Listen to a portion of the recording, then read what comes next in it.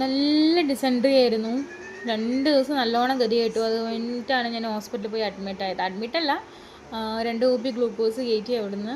എന്നിട്ട് അവരൊരു അരമണിക്കൂർ 3/4 മണിക്കൂറിനുള്ളിൽ വീട്ടിൽ പോകാൻ പറഞ്ഞു കേട്ടോ.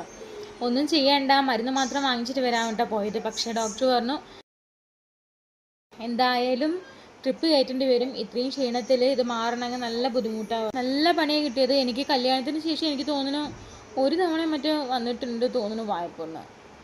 അതിനുശേഷം ഇങ്ങനെ വായ്പുണ്ണ് വന്നിട്ടേ ഇല്ല ഇതുവരെ. അമ്മാരി വേദന. അതോ ഇവിടെ ഇതുകൊണ്ട് ഇടയ്ക്കിടയ്ക്ക് കടിച്ചിട്ടാണ് അത് അതിലേറി. ഓ,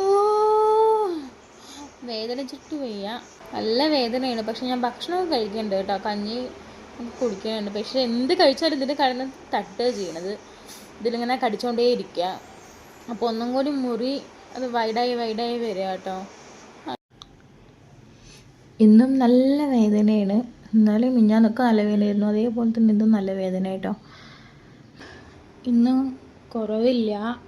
അതായത് 4 പുറത്തുകൂടിയും വേദന ഉണ്ട് കേട്ടോ.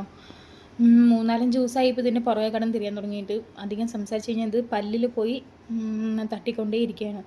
അപ്പോൾ നല്ല വേദന കേട്ടോ. അതുകൊണ്ടാണ് വീഡിയോസ് ഒന്നും ഇടാത്തത്.